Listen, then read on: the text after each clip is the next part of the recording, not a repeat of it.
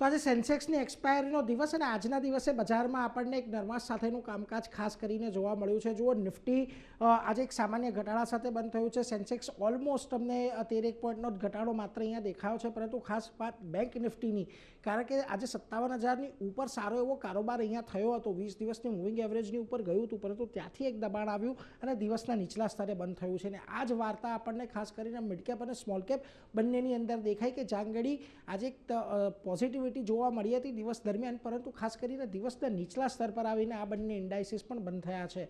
હવે આજે દબાણ ક્યાંથી આવ્યું, તો જો પીએસયુ બેંક સ્ટોક્સની અંદર આજે તમને દબાણ જોવા મળ્યું। જાંગડી લગભગ આજે 1.5% જેટલો ઇન્ડેક્સ ઘટ્યો। આ ઉપરાંત ફાર્મા સ્ટોક્સમાં આજે દબાણ હતું, રિયલ્ટી સ્ટોક્સમાં દબાણ હતું અને ઓટો કંપનીઓમાં પણ આજે ખાસ કરીને દબાણ હતું। માત્ર ડિફેન્સ સ્ટોક્સ અને સરકારી કંપનીઓ, આ બે ક્ષેત્ર એવા હતા કે જાંગડી તમને આજના દિવસમાં પોઝિટિવિટી જોવા મળી। હવે નિફ્ટીના ફ્રન્ટ પરથી જ્યાં દબાણ આવતું દેખાયું ત્યાં આગળ શ્રીરામ ફાઇનાન્સનું કાઉન્ટર આજે ખાસું એવું ઘટીને બંધ થયું છે। જુઓ ઓલમોસ્ટ 2.25% ઘટાડો આવ્યો છે। આ ઉપરાંત આઈશર મોટર, ટાટા મોટર ઘટીને બંધ થયા।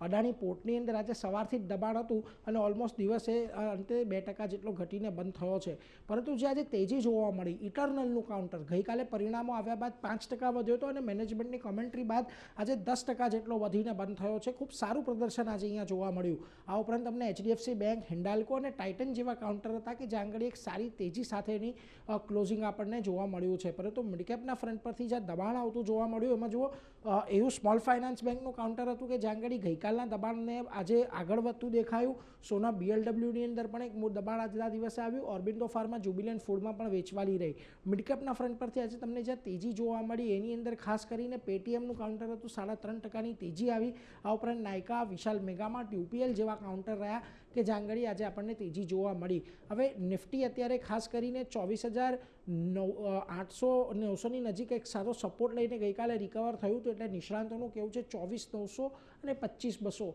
આ 300 પોઈન્ટની રેન્જમાં થોડો સમય નિફ્ટી કાઢે એવું અહીંયાથી અનુમાન બની રહ્યું છે।